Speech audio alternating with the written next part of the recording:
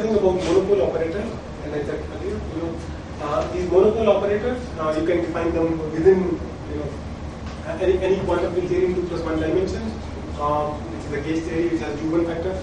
You can define these monopole operators as some local defect operators whose insertion at a particular point in space-time inserts some amount of magnetic flux around that particular point. Then you can use state operator in conformal field theory. You can use state operator mapping to map these operators as states on S2, which carry some amount of magnetic flux. And for non-abelian theories, these magnetic flux are labeled by so-called GNO charges. And each of these GNO charges is not a conserved quantum number, but their sum is. And the sum actually counts the charge under this so-called topological symmetry, which is generated by the current, which is the Hodge dual of field strength of U1 factors in the gauge group. So this is a way to characterize monopole operator and unambiguously tell them apart from other non-monopole like ordinary operators. Then I told you, if you consider Chern-Simons gauge theories, then these monopole operators, these bare monopole operators or these bare flux states on S2, they are not gauge invariant, so you need to dress them with some scalars or fermions or whatever other charged matter in your theory to make them gauge invariant. And from this kind of thing, you can see that when you take the charge, your Chern-Simons level K to be very large, these monopole operators, these gauge invariant monopole operators, they are extremely heavy. In particular, in 2 limit, these are extremely heavy. Then you don't need to worry about them. But once you go to finite n, then you have to worry about these monopole operators. And I presented you a non-supersymmetric sort of puzzle in the bosonization duality, which says that if you consider a bosonic theory coupled to Chern-Simons, the dimension of lightest monopole operator is order k, while for fermions, which you have to put in derivatives and so on, the lowest dimension turns out to be order k to the power 3/2. So this is like, it seems like how would this work across the duality. Then we'll go to supersymmetric cousins of this theory to gain some sort of intuition about these things. So I described what is the supersymmetric cousin of these theories. These theories have some superconformal symmetry, which gives you, you can label all the operators in this theory in terms of representation theory of these n equals to superconformal symmetry, which are labeled by scaling dimension, spin, and R charge. And genitality tells you that there are so-called BPS or short representations which have certain relation for these charges between them. So there is some lower bound on scaling dimension given spin and R charge. And when this unitarity bound is saturated, those representations are small and they are sort of protected by supersymmetry. The scaling dimension is protected by supersymmetry. These operators or your states are counted by the so-called superconformal index, which you can write as a trace over Hilbert space, or you can also write it as a path integral on S2 plus S1 with some appropriate boundary condition which preserves supersymmetry. And this path integral can be calculated by localization, supersymmetric localization, and the answer turns out to be some complicated thing. And then for a simple case, to gain some sort of intuition, you can see that the index has roughly this structure. So there are some matter part, there is some flux background contribution, and the Chern-Simons terms gives you charges for these things. And then there are some, some modifications of the van der Monde determinant. And this integral essentially imposes gauge invariance, at least in the m equals all mi is equal to 0 sectors. But when you are in some non-trivial mi sectors, this gauge symmetry is sort of broken into corresponding Cartan subgroup of that thing, of the full gauge symmetry. In this case, U2 goes to U1 cross U1 for generic M1 and M2. So there is a summation over flux sectors, and there is an integral over holonomies which imposes gauge invariance. The leftover gauge invariance. And there is some meaning to all of these terms. These are matter fermion contribution on the top, these are bosonic contributions on the bottom. This is the flux sector, and these you should think, you can interpret them as gauginos if you look at the supersymmetric localization thing. Though this is a confusion because we know that in Chern-Simons gauge theory, gauginos are non-dynamical and should not have contributed. But if you look at the localization, these are the terms which actually come from the gauginos. So we'll just keep, as a mnemonic, we will keep calling these things as gauginos.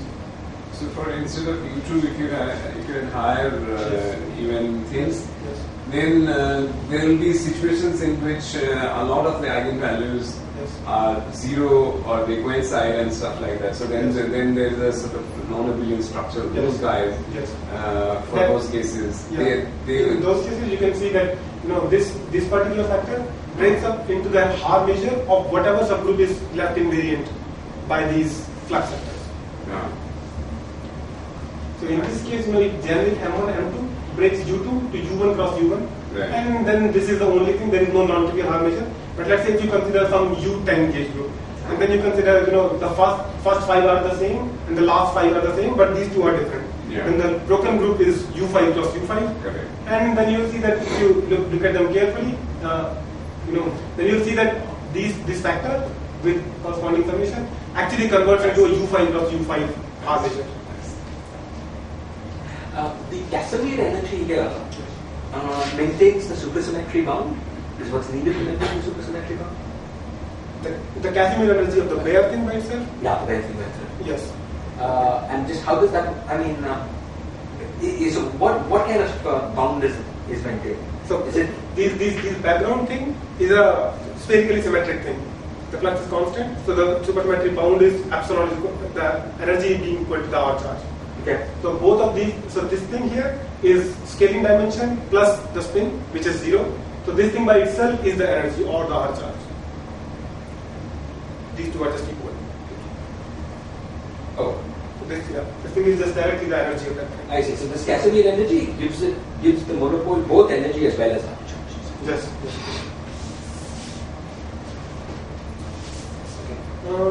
So this is just some set. And then from these various terms, whatever I said, these in equation, this means that you can identify various scalars and fermions and some katinos, some particular derivatives. So suppose we were in an n equals 3 theory. Yes. So that the R charge was not, R symmetry was not abelian. Yes. Would the background carry charge under the non-abelian part of that? Would the carry or only the dressing? I think only the dressing carries the thing, but this background thing only carries the U1 subgroup of that thing. So it breaks the R. So there, for instance, it's SO3. Yeah. There's no particularly natural U1 subgroup. So when you write down these bounds, for example, then you of course choose some n equals 2 sub etc. Right? Correct. And then there is U1. So then what you're saying is that it's charged under SO3. And it's charged under SO3. Yes. You're just choosing the Jz equals J. Yes. So the background itself has an SO3 charge. Okay.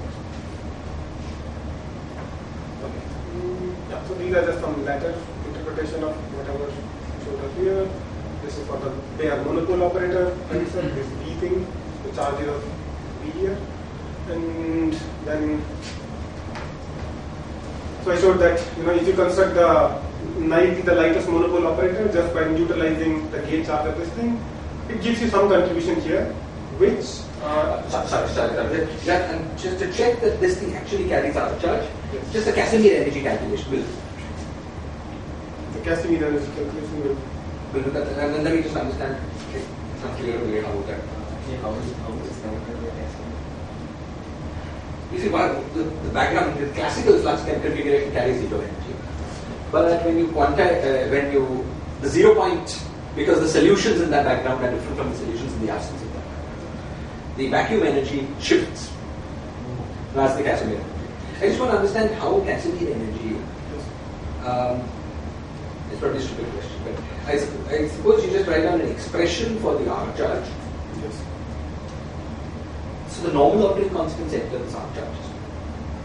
Yeah, normal ordering matters here. I can give you an example in which I can show you that these monopole operators, they are charged under, let's say, if you consider QED with enough number of flavors, and then I can show you that this bare monopole operator there actually carries some non-trivial representation under the SUN symmetry, and that thing at least in U1 QED, it comes because in this monopole flux background, all these fermions carry some zero modes. And then, if you want to preserve some parity symmetry, the CP symmetry in this thing, the number of zero modes that you have to turn on to make it CP symmetric is something non-trivial, it's non-zero. and then it shows that this flavor charge actually comes from those zero modes. Is something like that happening? Yes, yes, I think something like fermion zero modes. Yes. Thank you. So yeah, if you look at all the charges of these things, they basically come from all these sort of fermion zero modes.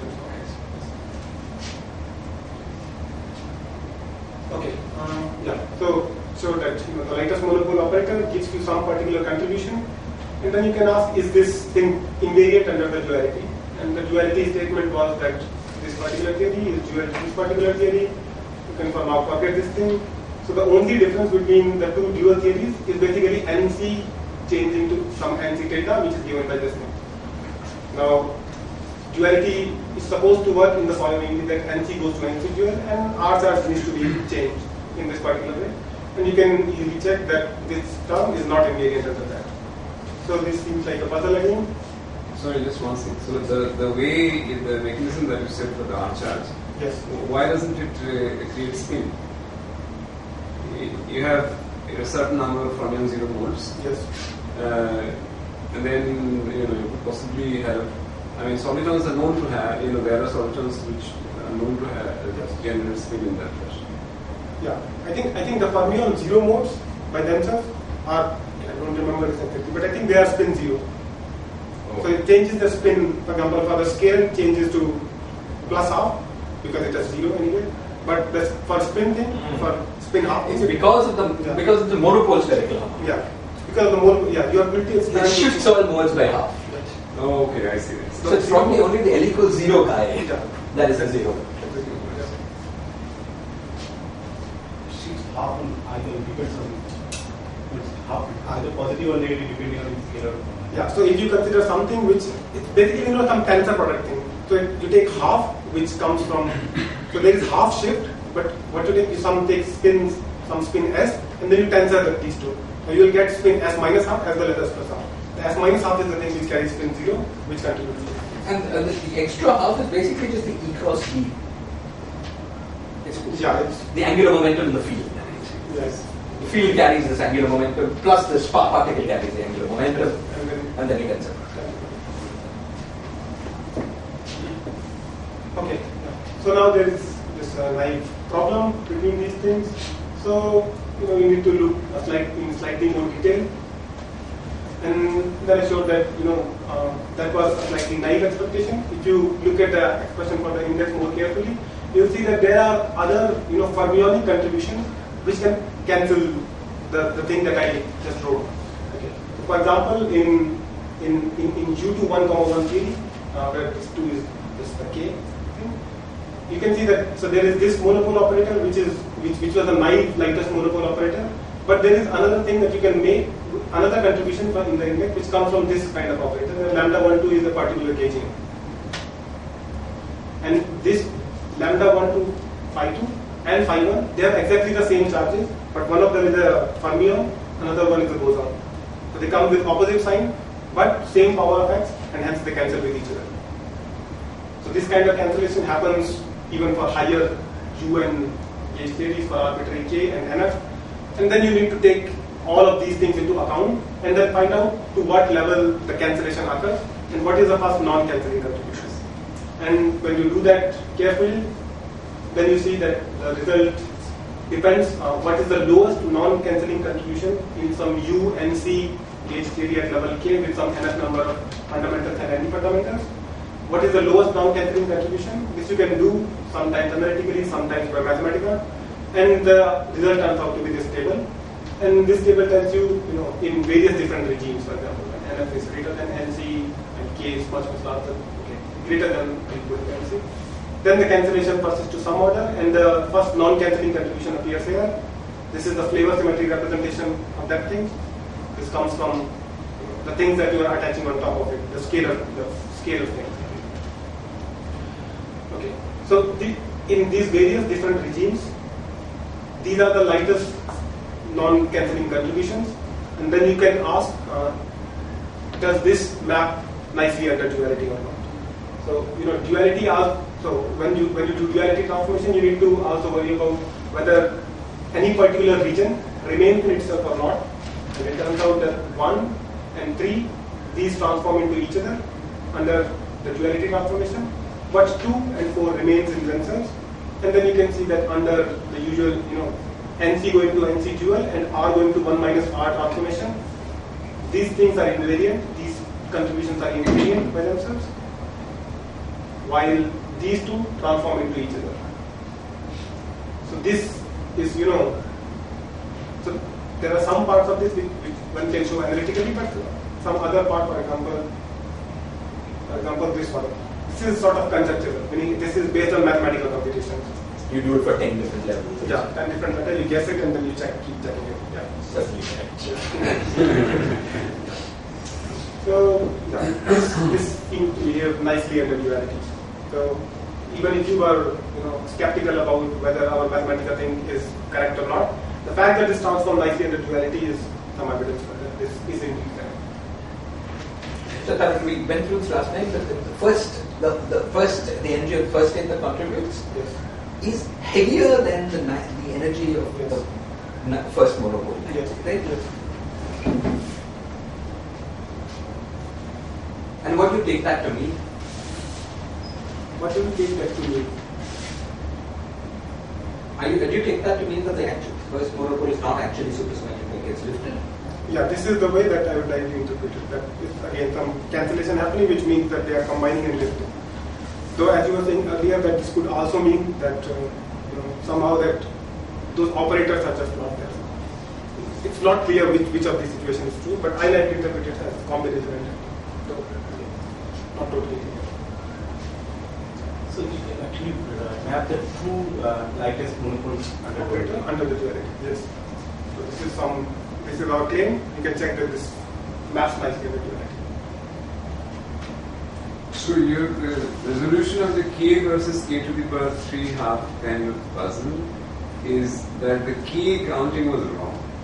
I'll come to later. In this case, there is in this case here there is no k going to k to the power 3 half. In each of the case, you can see that the dimension is actually order NC.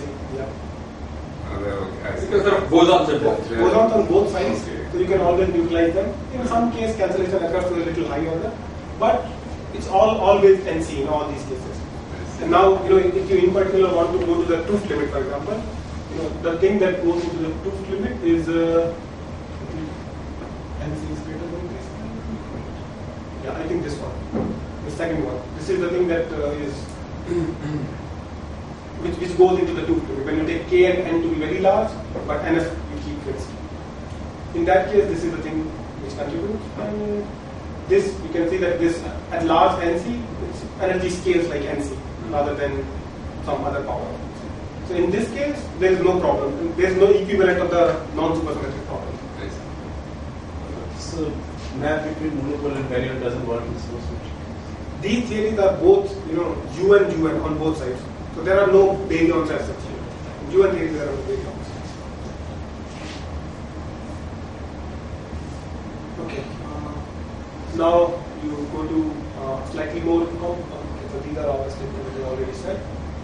Now let's go to the chiral theories. So chiral theories mean that anti-fundamentals are not there.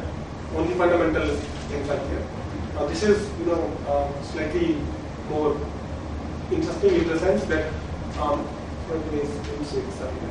so if you look at m is equal to +1 sector or -1 sector, their contributions in the index, they're exactly the same, because the charges, if you use m is equal to +1 and you utilize with some particular scalar, when you go to m equals -1, you can utilize with the dual scalars.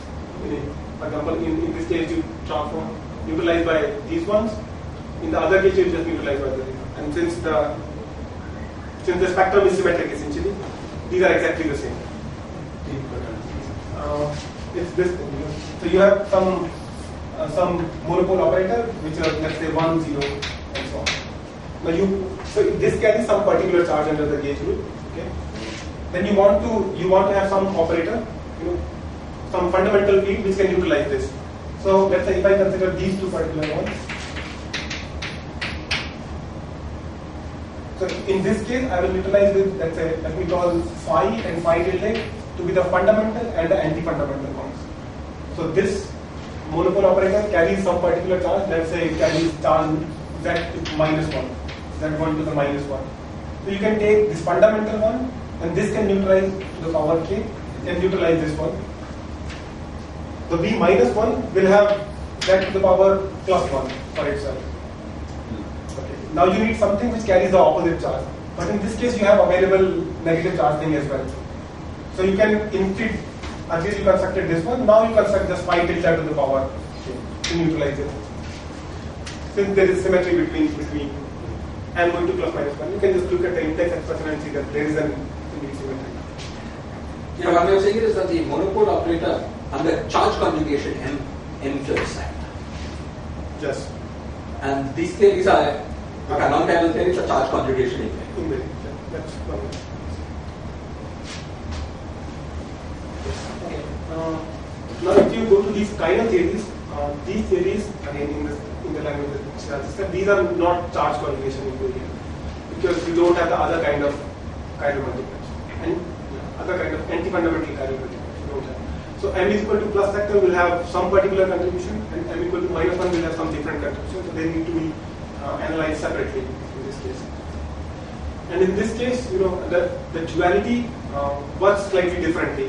So and the dual theory depends on what is the sign of this k minus half NF in this case. So if k is greater than half NF, then the dual theory is again some UNC dual theory, where NC dual is given by this particular combination. And duality is supposed to work in the following way: that NC. So by this I mean the index of UNC theory at level k with NF fundamental chiral multiplier, no anti-fundamental. The R charge of fundamental field is R. X is the thing which measures the energy. W is the topological charge, topological fugacity, and T is the flavor symmetry, the SUNF flavor symmetry thing. This is supposed to match to another theory whose rank is NC dual, level is -k. There is no fundamental but only anti-fundamental flavors whose number is equal to this one. R charge is supposed to go to 1 minus R. X remains the thing that measures the same. But there is again some non-trivial rescaling of the topological fugacity here. And again, you need to conjugate the flavor representations. So this is the way it's supposed to work, at least for k greater than or equal to NF. When k is smaller than NF, then everything else remains the same as above. But just the fact that the rescaling of the topological fugacity depends on k now instead of NF. So whichever is of these two is larger, basically k and half NF. The topological fugacity has to be rescaled by that. But fine. This is the expectation under duality. Yes. Sorry, just say this thing about the topological fugacity once again. Yes. So, in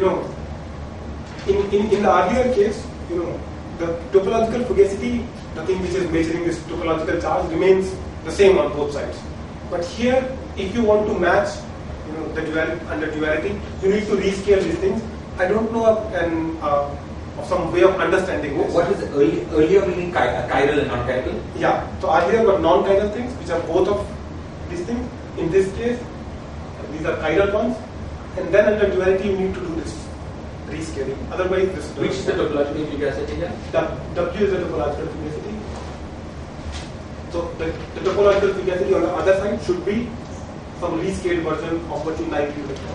What does that mean about the chart, the columns? There's a shift, right? Yeah, this is no shift. So there's a shift by an amount NF by 2 or something. Yes. So somehow the current which measures scaling dimension plus epsilon is being shifted. The current which measures the topological fugacity somehow mixes with the current which measures scaling dimensions plus energy, scaling dimensions plus space. There is some mixing that needs to be done, which I have no physical interpretation. I don't know why this has to be the case, but it seems to be a necessary condition, which I don't understand. And it's very strong mixing, right? Yeah, it's a strong mixing. I mean, for instance, if NF is equal to 1, it's sort of like the topological charge on one side is topological charge plus energy plus R on the other side. Yeah. And it's sort of interesting. This is something that we need to understand. I don't have an explanation right now. We don't understand that. But this is just, at the level of index, if you want these to match into each other, this is something that needs to be done. And there's a shift in the other case as well. In the other case, it depends on K now. On K.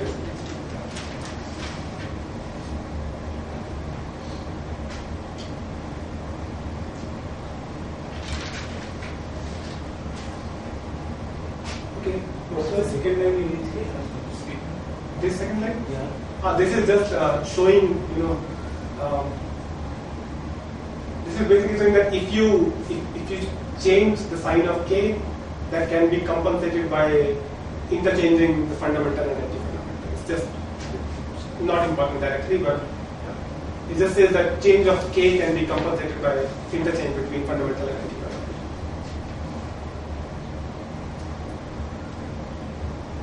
Okay.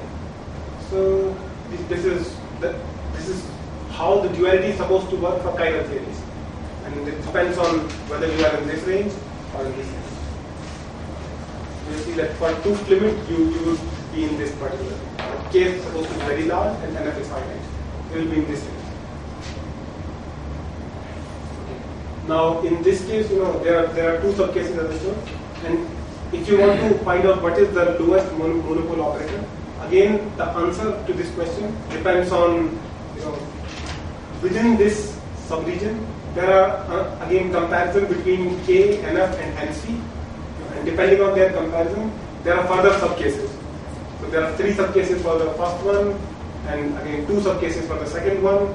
And we find out in all these 5 cases, we find out what is the lowest monopole operator in both sectors. In both m is equal to +1 sector and -1 sector, again using mathematical computations. Okay. And we get some result which looks pretty horrible, so I won't show you that thing. The only thing that I want to show you is the one which is relevant for tooth limit. So I'll show you M minus here. If you consider this theory and consider the small m is equal to -1 monopole. So in this case, you need to neutralize the thing using fermions. Sorry, what is this notation M minus? M minus just means that it's the thing that I'm writing B minus is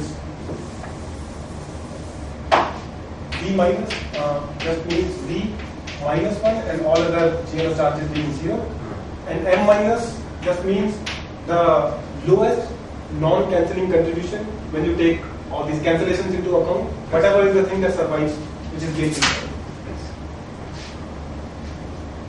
So in this case, you could have, again, if you remember the fermionic, non-supersymmetric fermionic counting, this looks similar to that one, but again, because there are KG laws, you can do some cancellation.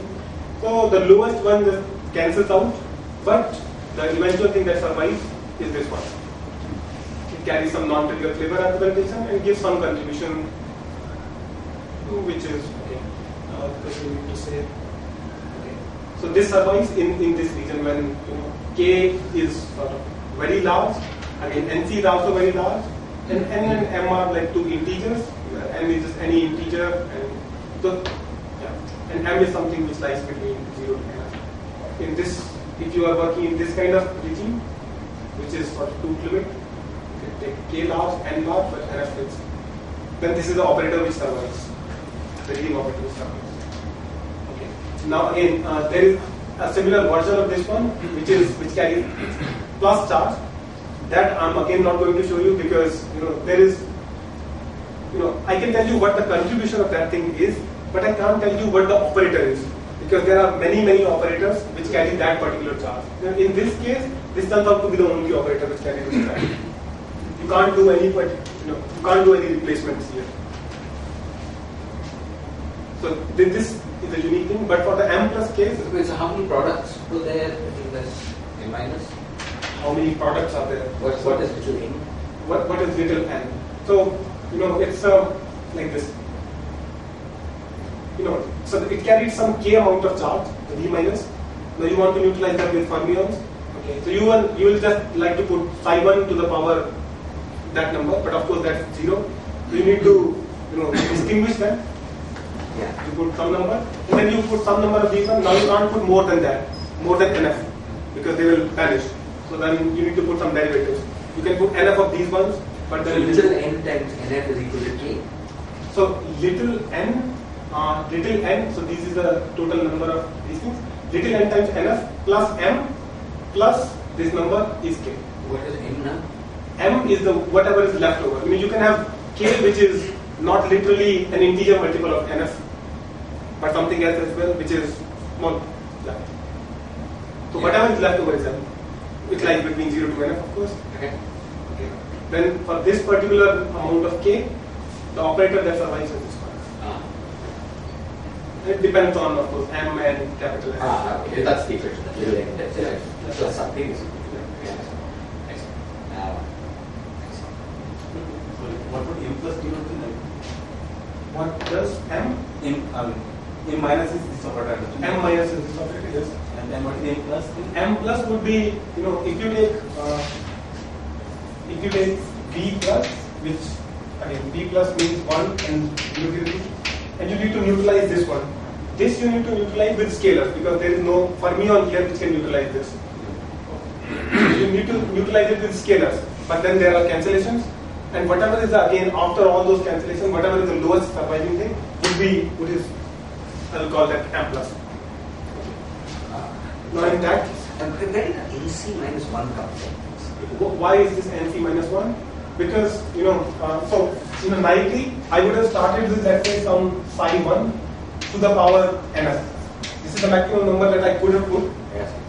But, of course, any of these psi 1 I can replace with lambda 1i psi I.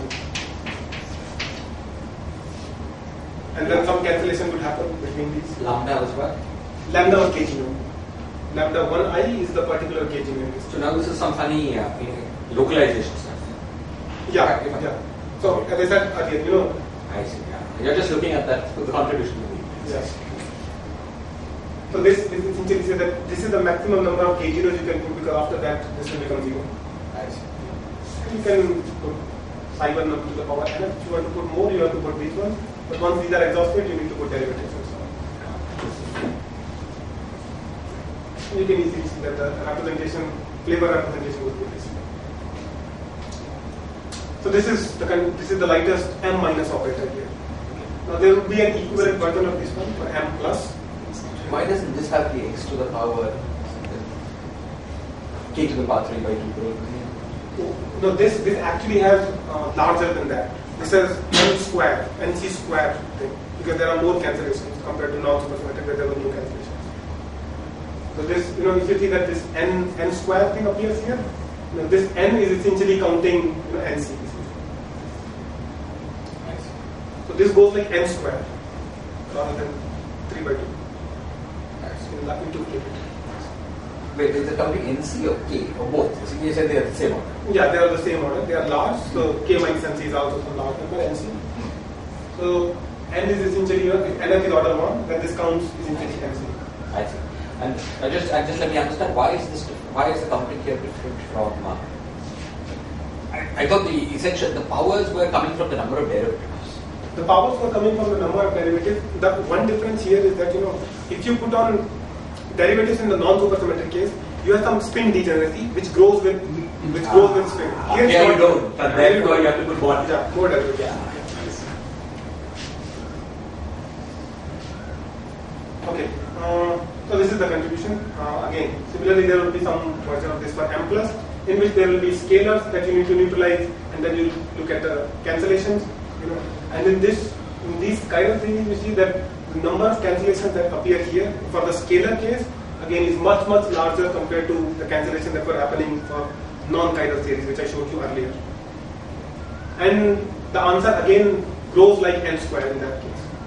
So there the number of cancellations is just way too large. But it gives you some answer which under duality matches with this answer. So under duality, these things are supposed to map like m plus on one side is supposed to map to m minus on the other side. Now you would have naively thought that m plus would have had scalars, and then it could be that from the earlier non-chiral theories, their cancellation happens to some order, but not like nc square. It happens to nc order. But in this chiral theories, even for the scalar ones, cancellation happens at very large order, and it eventually gives an answer which exactly matches with this one. But this is, I mean, I don't have any analytic understanding of this thing. This is just something that you can do on Mathematica and check that this actually works. There is some magic which I don't understand. What was the logic about using more derivatives in the non-supersymmetric? So in non-supersymmetric thing, what you want to do, you want to utilize k amount of charge by using fermions. Now there was this psi 1 component which carries charge under the Z1 thing. Okay? So this carries some charge, but it has an alpha index, spin index. So you can use this and then psi to beta. This is fine. If you want to put more psi, you need to put different ones. You need to put derivatives. So what you need to do is, you will roughly consider like something psi square. You can use 2 of them.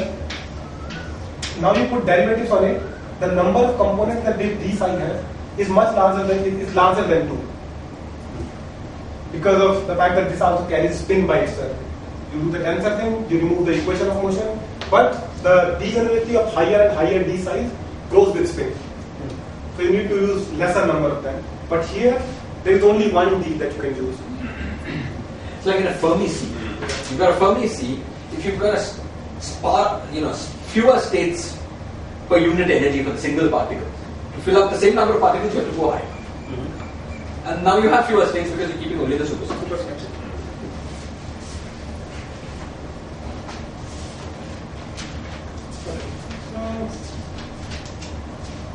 Okay. Now, so we looked at these two particular theories. Now, in principle, you could have asked, what about some general, let's say, NF times NA, where NF and NA are different.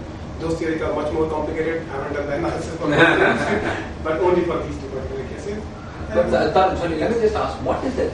There is some qualitative lesson, I believe, that's hidden in your. Do you have a suggestion for what that lesson is? You mean in the supersymmetric case?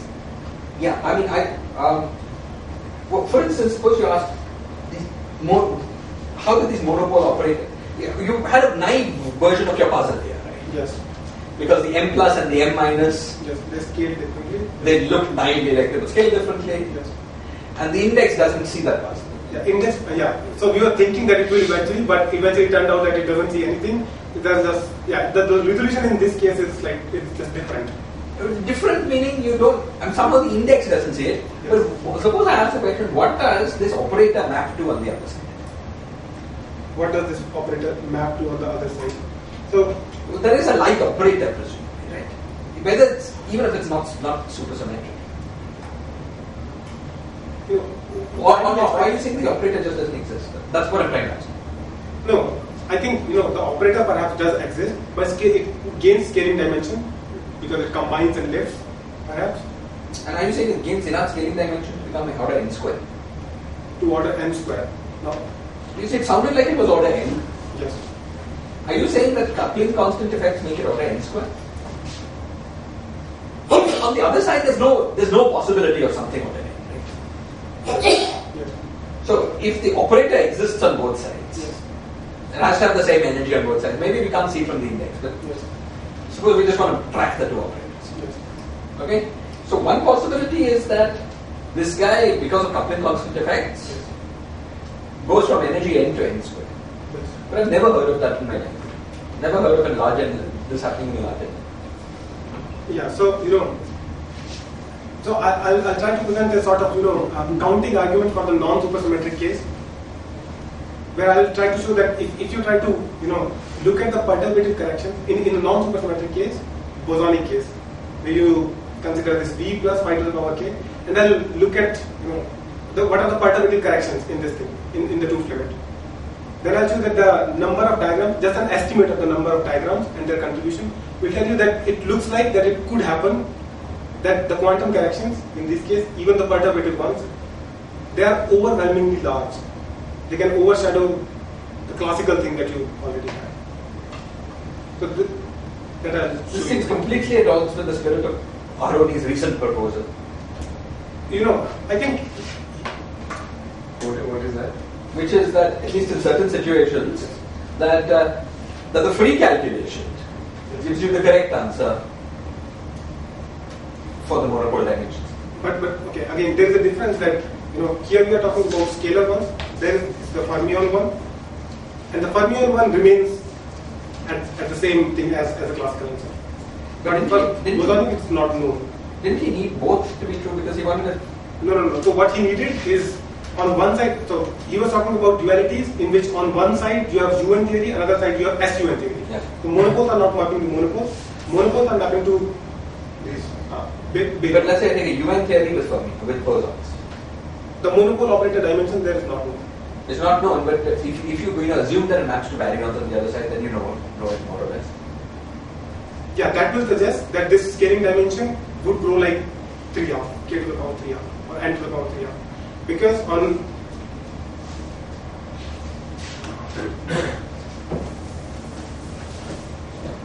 so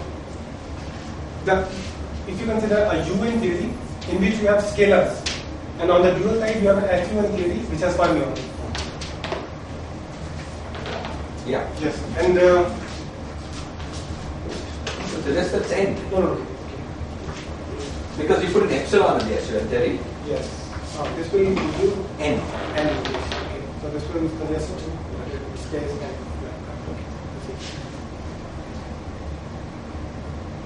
Yeah, that would suggest that a strong coupling this would have N. Yes, that's correct. It suggests that thing, but Let me assume this is the case for a moment. Okay, let me assume that. Just because I saw your counting arguments in your paper, but I have to say that never in my life have I seen a larger limit where n powers change because of total counting. It may be that this is the first case, but let me just, since I'm conservative, I just want to, yeah. Okay, so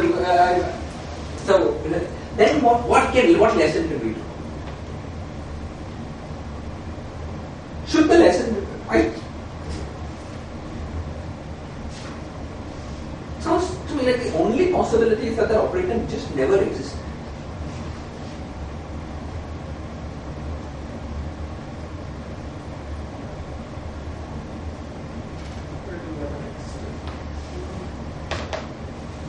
We were not terribly sure last time that these operators really make sense, right? But they really should be counted as different states in the Hilbert space. it's true. So,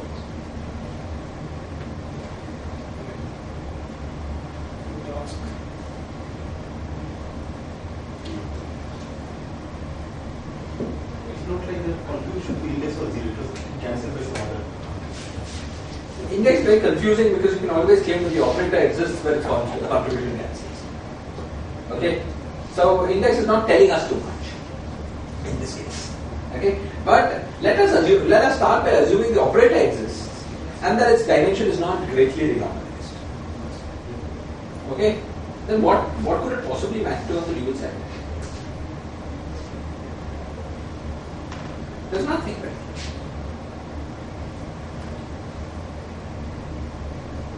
basically nothing. We would say that maybe it doesn't exist. This is what I feel, as you know, that the space of operators in this theory is more complicated than this 9-10 parentheses. And that's an open answer. Yeah. It sounds to me that if I assume that this is not this crazy growth, then this is the result, this is the lesson to take from your head. Then that would also explain why it cancelled in the index. Because the operator wasn't there, clearly it would not. Yeah, that would be more interesting. So that seems to be the only feasible one.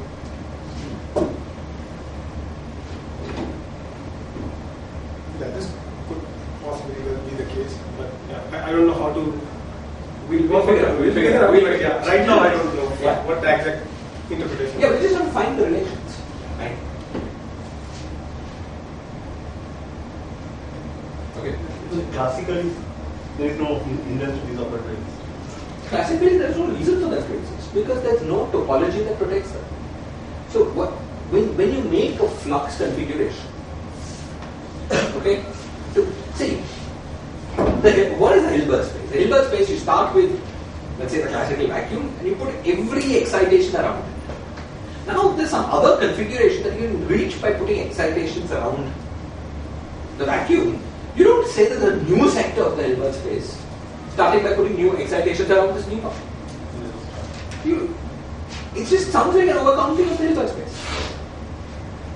Now it may be a good, effective way of thinking for certain purposes. But the question is, do you have two sectors of the Hilbert space?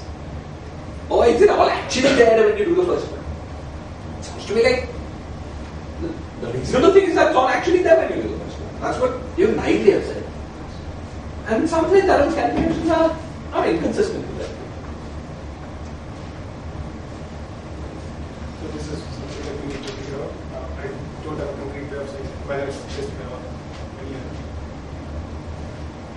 So, okay. Now let's say a little bit about the result that we obtain has some implication for at least in the two limit. Some maybe one of the things I said wrong. You're doing a UN. So each of these guys carries some quantum. Yes. So then maybe what I'm saying is wrong because there has to be something that carries that. So, yeah, there has to be something on the other side. But again, the naive lightest one on both sides perhaps not exist. But there is some other thing which exists which maps. Yeah. Naive one is somehow just not there. So you can add operators and vacuum up to some level, but after that you really start taking the sequence. But actually, it doesn't go with what I was saying. Because once you put a certain flux, that flux is some conserved quantum number, it's there, and then why should you be able to just put the minimum number? Also, maybe.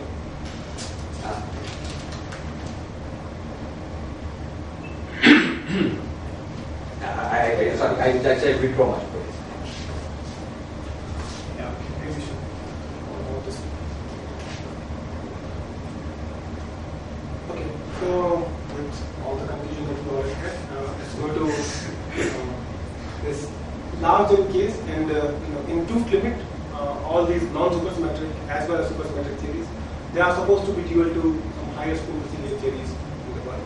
So our results that we obtain using mathematical computation and so on have some bearing, they have something to say about the higher spin theory as well. Okay.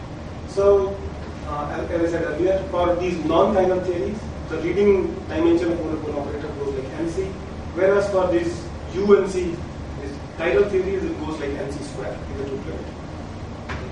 Now, these theories, again, these supersymmetric, non-supersymmetric both, are all due to some positive high spin gravity theories with some bulk coupling constant which goes like 1/n, and there is another some parity or parameter theta which is related to the tooth coupling of these theories. Okay. Now you ask the non-monopole operator spectrum of these theories, which is just all zeros things equal to 0, that consists of just some conserved currents, primaries in these theories, and that matches onto the field spectrum of the higher spin theory. I could ask, what do these monopole operators map onto on the other side, on the field side? Okay. So,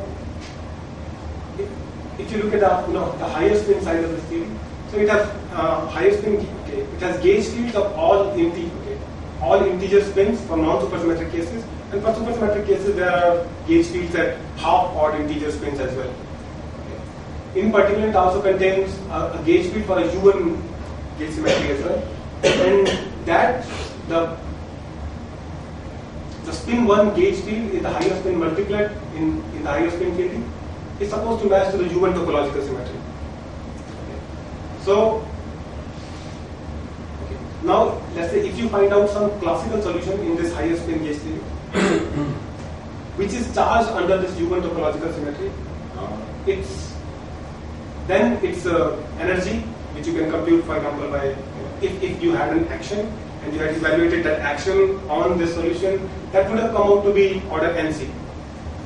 The energy of that thing would have come out to be order NC. So you would expect that a classical solution in the higher spin theory, which is charged under this UN topological, would carry some energy which is of order NC. And then you would like to think that these are perhaps the things which are supposed to map to the monopole operator on the other side. But now we should go back and look at our results in that theory. So we see that in the non-chiral theories, we had monopole operators which had scaling dimensions of order NC. So in this case, you would think that this could be that those operators map onto these classical solutions. If they exist, if these classical solutions exist. Okay. But if you look at, let's first go to non-supersymmetric case. If you consider a non-supersymmetric case, which with U and G fields into two limit with fermionic fields, then we see that the lightest monopole operator there by itself had scaling dimension which goes like 10 to the power 3R, which can't be a classical solution on the bulk side, because the classical solution would have order NC then. So which means that the dual theory of fermionic Chern-Simons theory should not have classical solutions which are charged under the U1 topology, because there is basically nothing to match on to the other side. Then if you consider non-chiral theories, then there are BPS states which have monopole operators with scaling dimensions of order NC. So there could match, but for the chiral theories, again we saw that in the truth limit there are no monopole operators at order NC. They are like NC square. Yes. Sorry? Of either sort. Of either sort, yes. Neither M plus nor M minus, both of them scale like N square.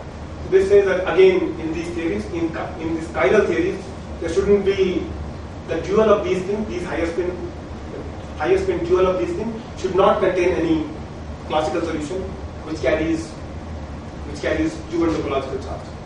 Now this is a potentially answerable question because you just have to have supersymmetric solutions. Yeah, so then the Nadav yes. and Gaudier, they claim that they have solutions. They have found some classical solutions in these theories, which they say that naively it looks like they are charged under this U1 topological, but they work in some horrible cage, which is not convenient to finding out how to map out the U1 charges.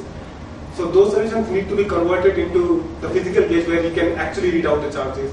That has not been done yet, and our result would think that if you do that properly, these solutions should not be charged under the U1 topology. These are some other things. These are not monopole. So there is a conserved topological charge, and however there are no solutions in that system. There are. Okay, you are thinking from the bulk side, right? That there is a U1 gauge symmetry, but there are no classical solutions which are charged under that thing. Yeah. So that could be. And even under fluidity, some operators are not permitted. Some operators in the field theory don't have any counterparty at all. Meaning, if you believe that this duality is actually true, even away from tooth limit, if there is some meaning of this higher spin theories away from tooth limit, and if this duality is supposed to be true even at finite time and so on, then this should have been the case. But just classical solution, but there can be some, if there is some quantum version of these Baselian theories, then there would be some other expectations which no classical solution. These are the only things which we can sort of probe right now because we only have equations of motion. Because the solutions look like they would be infinite energies. Right? Order n is ordinary classical solution. Ordinary classical. Order n squared is very different. It's very, very different. Yes. It could be that you have some of these classical solution, but that classical solution doesn't map. Maybe you need to put in a large number of other quantum on top of it. That's a good ask. Yeah, the solution that gets very heavy often becomes a solution in Poincare function. Could it be that this becomes instead of monopole, spherical monopole brain? You know what I mean? I mean, if you take a black hole in a global ADS, and you take its energy mass to infinity, it becomes nearer and nearer to the Poincare patch. So could it be that the prediction is that there doesn't exist a classical monopole in global ADS, but there is a monopole brain? There's a charged brain, supersymmetric brain which is charged and physical.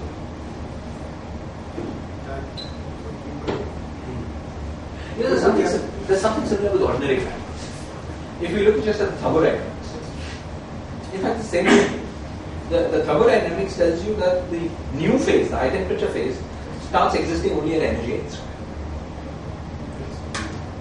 Right, because it happens at temperature square root n, and that carries energy n square. So once again, energy n is ordinary.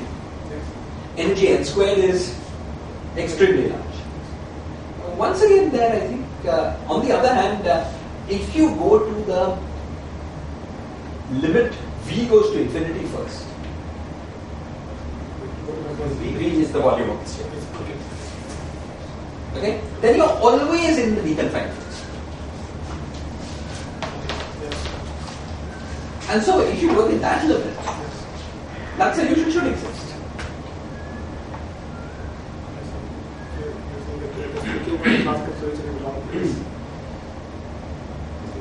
I was just wondering. As I think, it's not implausible that what this tells you is that black brains and your monopole black brains exist, but not black holes and monopole.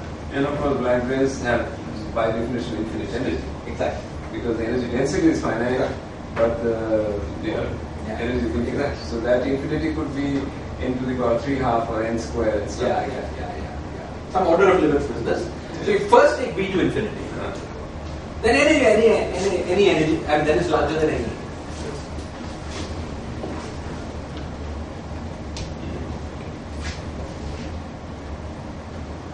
Okay. So now I'll try to give, go back to the non-supersymmetric case. We'll try to give an argument which Asiya says that we have never seen earlier. But, okay. If we just lightly look at this argument, this would say that, that probably our intuition about this Nyquist operator matching was way too naive. So it's sort of interesting that Aroni was in both papers, but he doesn't in the second paper comment on this argument.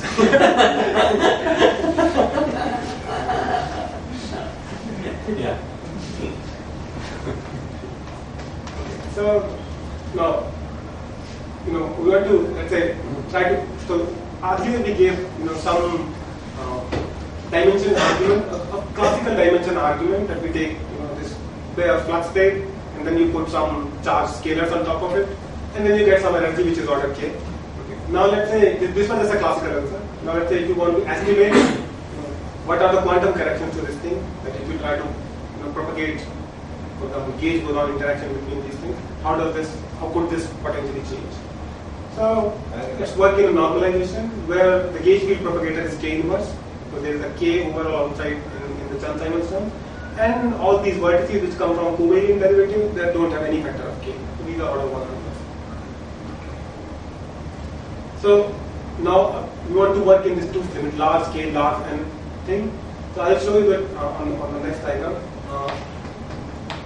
So these are some operators. Now these are some diagrams. Now how do you read these diagrams? You should think of these, these horizontal lines here as, the bare flux states. So they are propagating in time. Let's say this time is going vertical, and then this vertical line. These are the charge scalars which are propagating. So this is time running, and these are the charge scalars. There are k of them which are neutralizing the charge carried by the background flux state.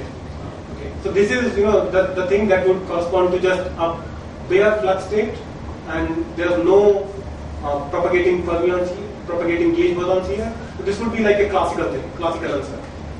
What is the diagram supposed to represent? What precisely does it mean? So this you should probably think of like this. You should think of like this, that you have an operator which carries some energy. So we are writing down a flux state with something, and we are allowing it to propagate in time. If it carries the scaling dimension, then this would propagate like e to the power the energy of that state times t with this kind of factor in time. So with this time propagation, we can read out what the energy of that thing is. That's time propagation. Is this supposed to represent some Feynman diagram? Yeah, this is supposed to represent the Feynman diagram. We are propagating scalars in this diagram. So what are the positions of what is the bottom line and top line? What is this bottom line and top line? This bottom line is supposed to represent just flux state, right? They are flux state. Why is it space-like? What? Why is it space-like? This probably is, that's a way of representing it. I'm not saying that this is space-like or anything. It's just that there is a flux state on S2. That I'm just representing with this thing, and vertically time is going, and these vertical lines are supposed to represent. Actually, I still haven't understood. Can you give me an analogy? Suppose I was looking at the hydrogen atom. So I've got a proton and an electron. Yes. And you will represent that same thing by one electron going up here and one proton going up there, and then interaction between them. Yes. And and you're computing the energy of this bound state. Is that what you're doing? Yes.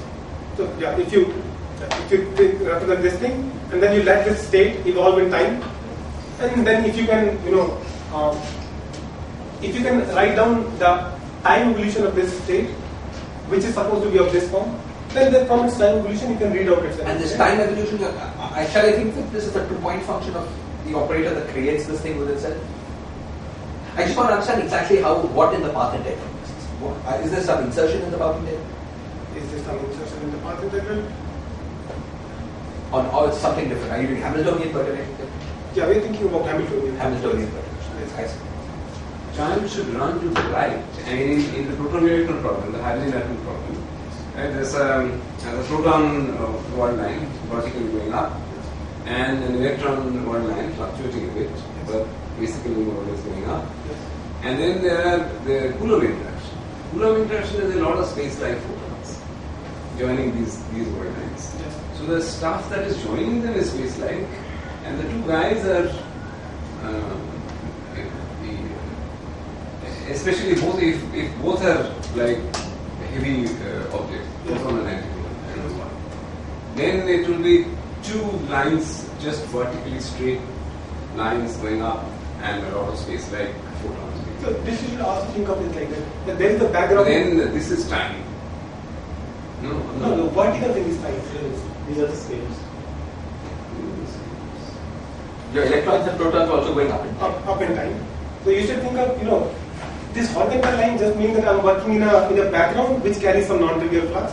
In this non-trivial flux, to make a state which is gauge neutral, I have to propagate scalars as well.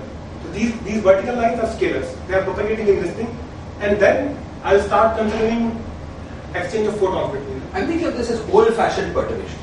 Yeah, that's Right, so I've got some state, yes. and then the new state is that plus H psi or whatever. H1 psi, that kind of thing, right? Just like shifts. Perturbation theory you see shifts. Yeah, basically that, yes. Okay. So this you should think of as when there is no interaction, what is the corresponding diagram? It's like free propagation of various things. And then you start considering interaction of gauge bosons with these scalars. Okay. Now, so there will be various kind of diagrams. These are some various different kind of diagrams that you can write down, which will contribute to energy of these process. And these diagrams I should think of as expectation value of delta H between the two states? Or Yes. does this also include higher orders of perturbation? Yeah, so again, there are these connected diagrams in which there are these gauge bosons, and you can always, by just moving along the gauge boson line, these vertical lines, but not along these horizontal ones, you can go from any gauge boson to another gauge boson. These connected diagrams, these you should think of as the leading order interaction things. And then there are these things which are sort of disconnected from each other. These you should think of as these as coming from expanding the exponentials. So if you consider only connected diagrams, they correspond to energy shift, and then these disconnected ones come from expanding these exponentials and giving you products of these connected diagrams. Could I do this in a non-relativistic? Is it important for what you're doing that the fermions and bosons were massless?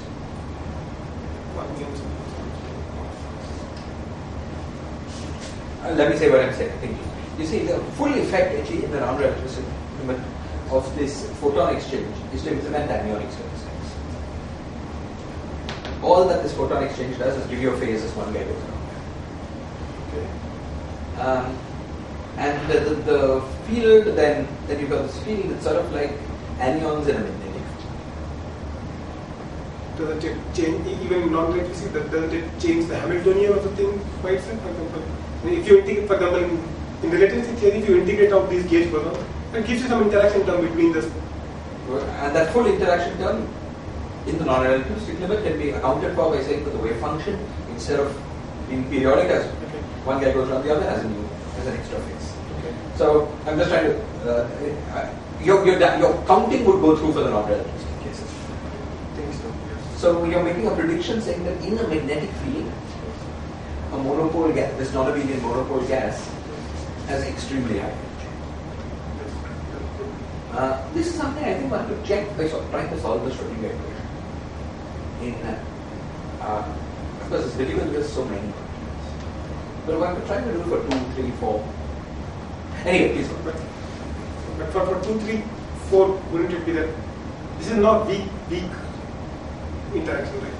Weak interaction appears when K is large, right? Because these things are suppressed by, you are saying that you can just essentially replace all these gauge bosons by this. Yes. Yeah, there's no interaction apart from statistics. That's what I'm saying. So it's just a Schrodinger problem. A problem with Schrodinger equation. So for now, so whenever I insert a gauge boson, yes, then because of the gauge boson propagator, there comes some 1 over K factor. But whenever I insert a gauge boson, I have a large number of possibilities of where I can attach it. Okay.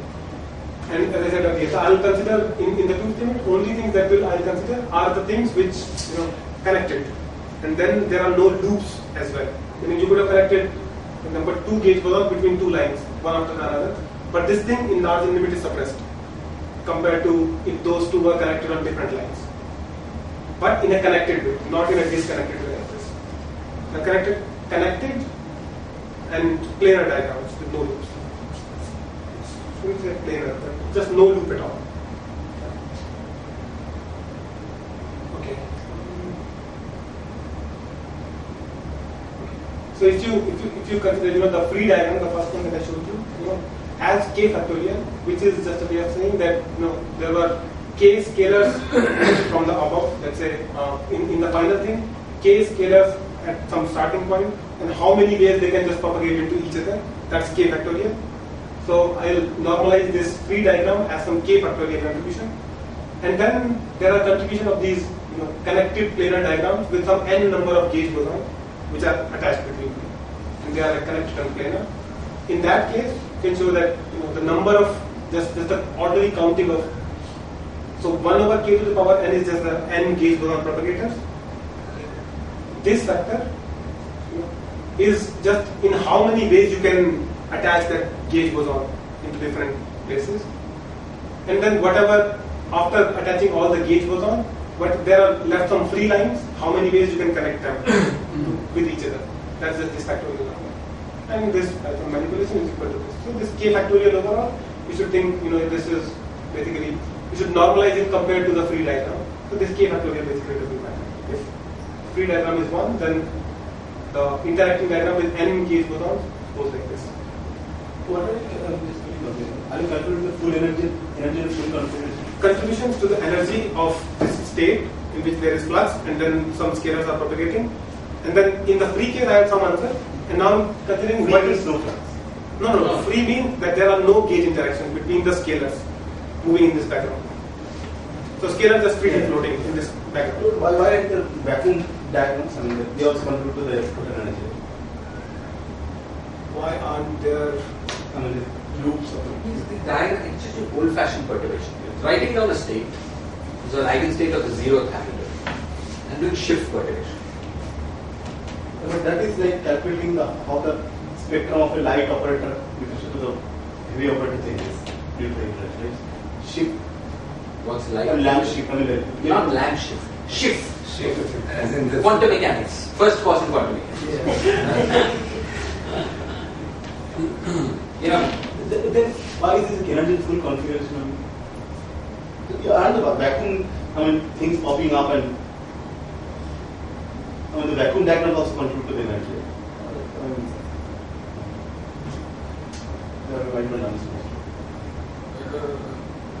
The vacuum diagrams contribute also to vacuum energy. normalize it against vacuum.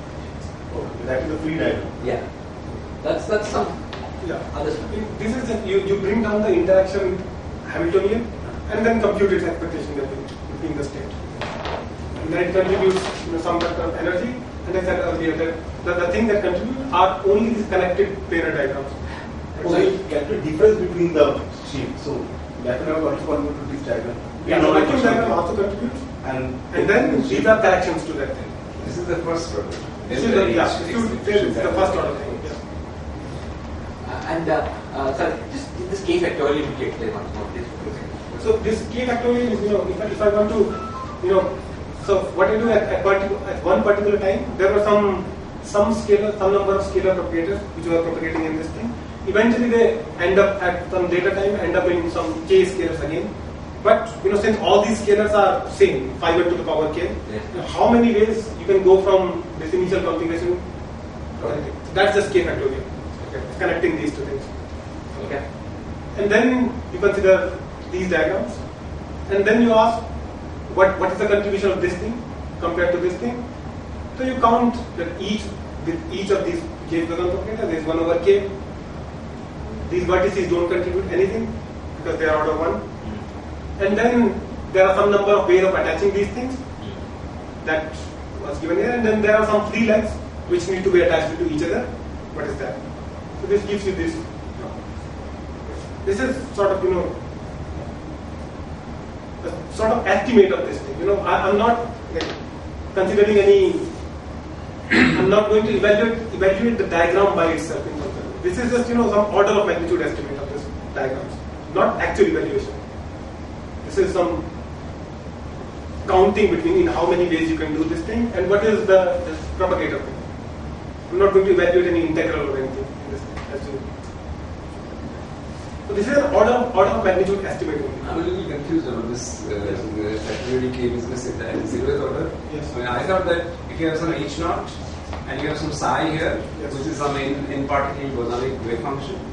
So you take the sum over all permutations and you divide everything by square root of K factorial on the kit, and you have 1 over square root of K factorial. That's what essentially I'm doing also. I'm saying that I will count this as K factorial, and then there will be some K factorial factor in this as well because of this various ways of contribution. So you're ignoring the 1 over square root of K factorial. You eventually normalize everything by this overall K factorial, which comes from this side. So you will just eventually remove this K factorial. Okay. Whatever the contribution is the whatever the main factor removing this K factorial. So this is just order of magnitude estimate, not a precise calculation. Now we should multiply the coupling constant because this is the first order. The K, the thing here is that K is the coupling constant. K is the coupling. Yes. But it also determines, since the state also depends on K, there are K number of things propagating in this diagram. No, it should be 1 over K or something. No, I mean the coupling. So each vertex wherever this weekly lines are coming, that it has a 1 over K in it. If you work in a normalization where K sits in the propagator of gauge field, there is no vertex factor. It's just 1. Other thing just comes from gauge boson. This is like taking 1 over G square outside of the F square, and then there are no vertex factors.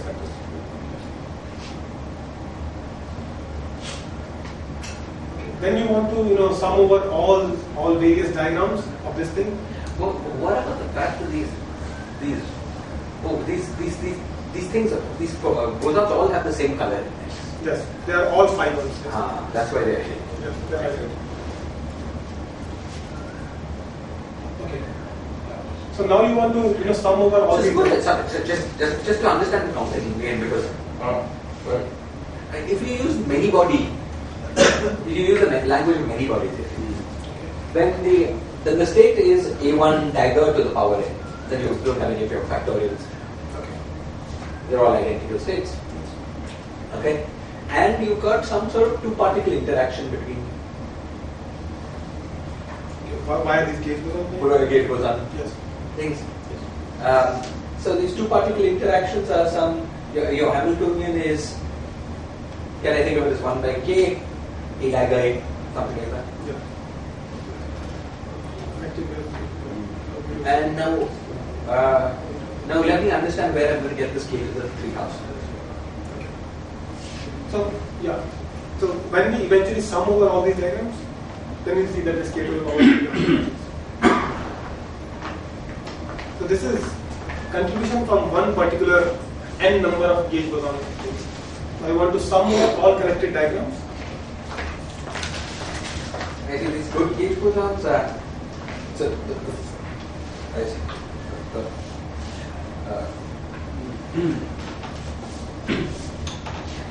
This interaction between, I'm sorry. So in double line notation, this is what the interaction is. Right? Suppose if you don't mind, if you could draw on the board, one gauge boson, two of the bosons, and one gauge boson exchange. Now make that double line. No, I mean just make it the term. You mean? Yeah, it's like that, right? So there's no factor of n coming from. Yeah, because this was one. This is one, just. Yeah, because there's no factor of n here. So the n's, are you ever getting factors of n from index sums? What you're doing? Only if you have loops. Only if you have loops, yes.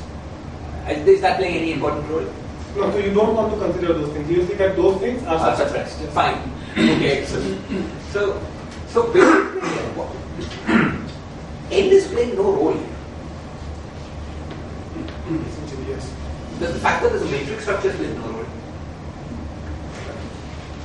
So it's like just an L1 here. Yeah. So wait, so it sounds to me like you're arguing that if I've got a Hamiltonian which is 1 over k times a dagger a, and I've got a state which is a dagger to the power k. Yes. So it's just 1, that part is just 1. Because a dagger is the number operator that will give you k.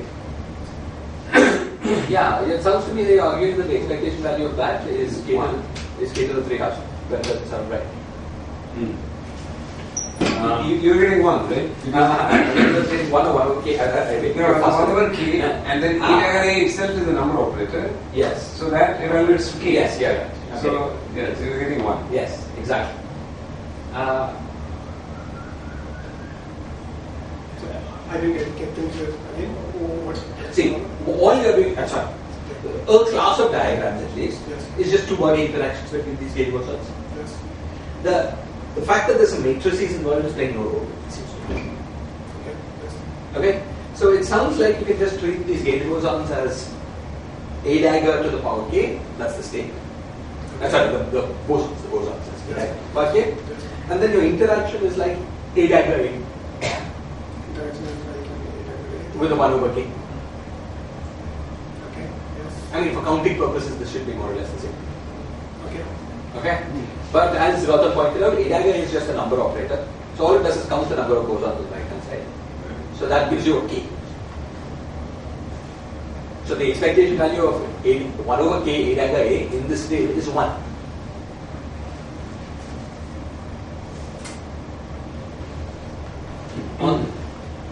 Yeah. This calculation is the same as the calculation for atoms with Z equal to 137. Because you have e square number of 1 over e square number of protons here in the atom. Yes, I see. And here e square is your coupling constant. So 1 over e constant. square times 1 over e square cancels out. So you have Yeah.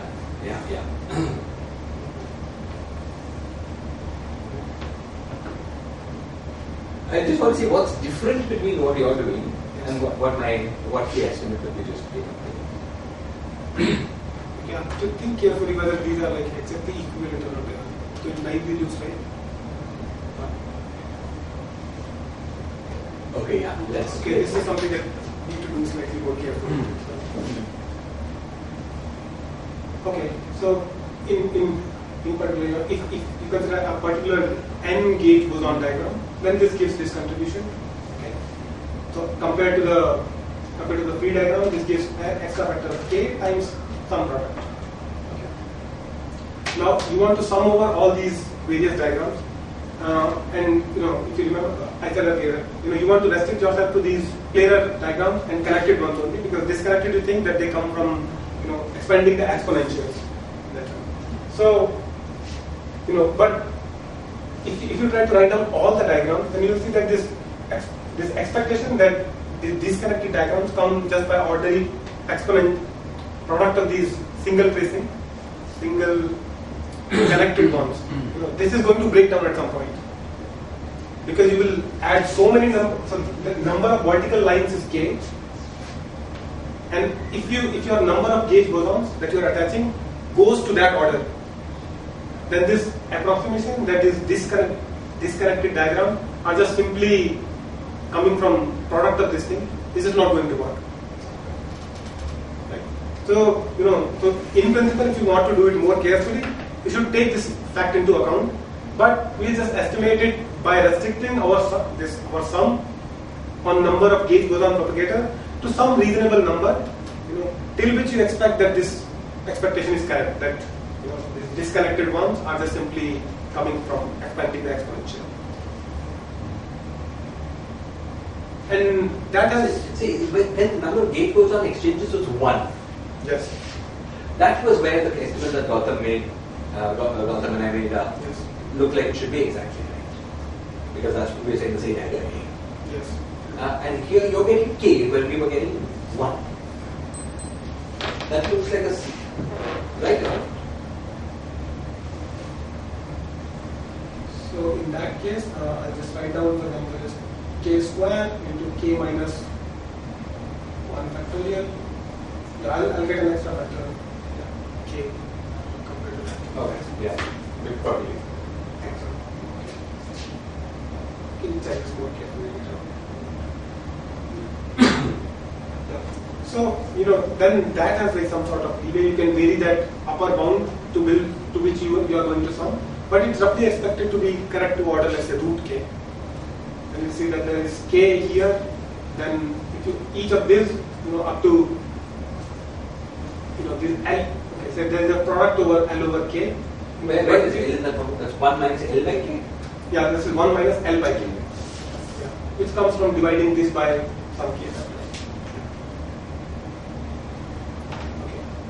So, for small values of n, this thing is like some 1 over k. Okay, some power of k divided by k. For large k, this is just roughly 1. Okay. So it depends on to what order you go into this thing. But once you go to too large order, you have to take into account the other fact that I was telling you. Okay. If you take them into account, then you can roughly analytically estimate that if you have the correct upper limit to which you can sort of trust the fact that this disconnected versus connected thing, that is order root k, then this directly gives you k to the power 3/2. But you can vary that number slightly. And for example, check on Mathematica that this actually comes out to be k to the power 3/2. Where is the magnetic field important? It's important in the fact that there are k vertical lines. But nowhere else. Nowhere else. So you would say that any state, whether or not with the magnetic field, any state with k fields will have energy this much.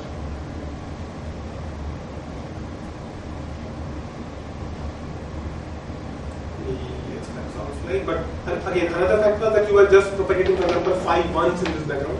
If there were no magnetic field, there was no restriction to using 5 1 only, then you could have used other n's. Then n becomes important there as well. Okay. But it sounds like you're saying that any state with k fields in a U1 here. Effectively, you're looking at U1 here. So that in a U1 Chern-Simons theory, you've got k photons. Actually, the energy will be k to the 3 times. Okay. At least this kind of estimation, this is sort of vague, very vague estimation. But this would say that there would be very large correction with that.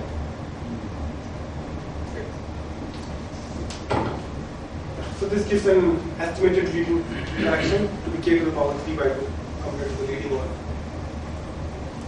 So this is, again, this was like a very, very rough estimate. You didn't consider all the diagrams, and you also assume that all of these diagrams have some order unity relative contributions, then you sum over this thing nicely and you get this. But this sort of argument shows you that this is possible, that for a state like this in which there are a large number of scalars propagating, it could be that these quantum corrections are very, very large and they can overshadow the classical uncertainty. So the initial estimate that we made earlier, the large scale thing, that could be wrong. It's in the sense that if you want to go to the free theory limit, this is sort of simple. The thing that you are reading from literally the free diagram is not correct. If this kind of argument is correct, it says that if you start from interacting theory and try to go toward the free theory, literally setting it equal to 0 and having it non-zero, there's a jump in the answer. Could you separate, just at the level of estimate, counting these diagrams, you could separate the number of bosons and the coupling constant, right? Number of bosons and coupling constant. Suppose the number of bosons was NB and the coupling constant was 1 over K. Then how would your scaling go? I just want to see how it goes with each of these steps.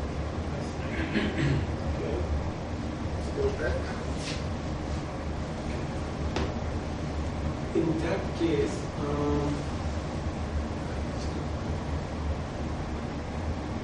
in that case, the free diagram would be NB factorial. So, and then you put in K. You have some number of lines, and then you want to put propagators as some number of propagators, n number of propagators. That would say that you would have n is a number of. So that would be like 1 over k to the power n, if you put n number of gauge bosons, and these factors were just coming from the combinatorial vector, you put n of them, so this could be, sometimes this would be nb minus k. Basically replacing in within these things, just, basically replace all the above factors by nb. Yeah, essentially that. Yes. So what would that be? Let's see.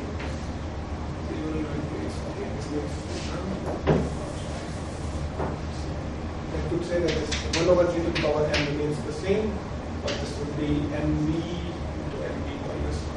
This seems like complicated. Nb minus small. Right? And then nb minus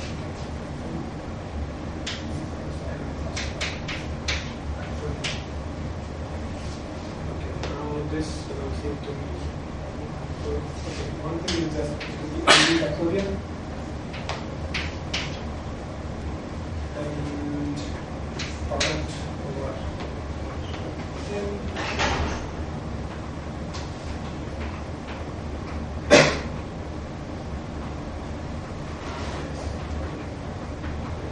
Yeah. So, and one factor of NB by k, and then product from n is equal to 1 to n, this 1 minus 1 over n to p. How many number of these? This is not 1 now.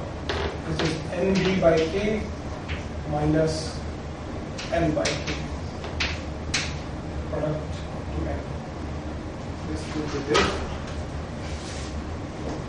Is this problem same as like suppose you have k lines, you have some permutation of that is k factorial, and then placing some n number of these horizontal lines, the gauge boson into it.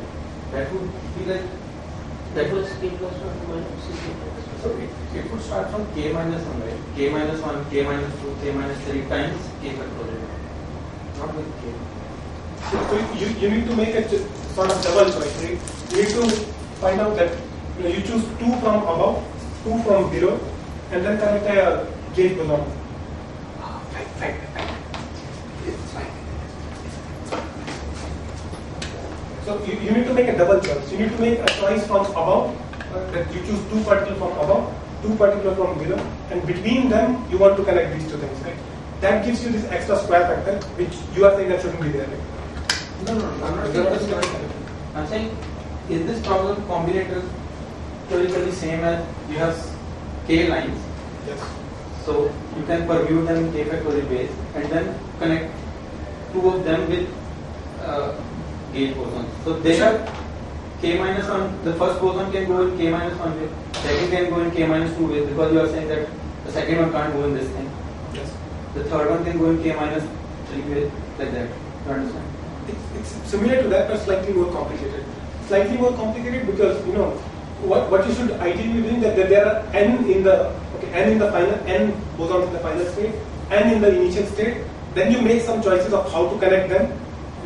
But then you need to put a gauge boson between two of these scalar lines, right? So that gives you more number of things than what you are counting right now. You need to make a double choice of when you say that I am connecting gauge boson between two vertical lines. It's more than just saying that there are two vertical lines and they just connected between them. You need to choose two above, two below. And then there is, you could have connected gauge boson in one way and then connected directly, or you could have connected the other way around as well. Yeah. It's similar to what you are saying, but a little more than that. Sorry, was this your final answer? Yeah, this I think is the final answer. Wait, it doesn't reduce to the, in case you put a k, it doesn't reduce to your, Yeah, it will, right? what about the overall k outside? Overall k outside. I think so. This overall k should be there. If you take k to the power n, there are n of k which I have already used, and then this nb factorial is the k factorial, nb becomes k. Then I'm supposed to divide this by the nb factorial. Then you are supposed to divide this by the nb factorial. That you remove this. Okay. Okay, and so if little n is equal to 1, I mean, This one. the thing that is, no, the n, little n is the number of interactions, right? This little n is the number of gauge bosons that you are putting. Yes. Right, so suppose little n was just equal to 1, just to understand that. Okay. That would be nb squared. nb and that's basically. So you see nb and k are both large, so then you need to forget about the interaction. Yeah, so you say that the interaction then would scale like the number of particles squared. This sounds like non-extensive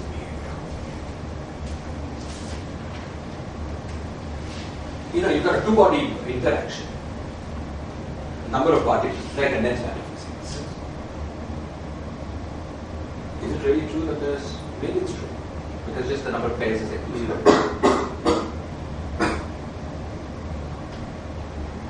I need to think about it. Thank you. So if this sort of thing, which is confusing everyone, but if this sort of thing is correct, then you say that there is a large correction from these perturbative diagrams. And then this could ruin your naive estimate that we made earlier, that this is k to the k to the power 3 by 2, because that naive thing is just not correct. Let me just say that this is the part of your talking with me. Yeah, I'm also not sure if this is, exactly correct. This is the sort of very, very vague estimation, I would say. Yeah. This is not any estimation of this.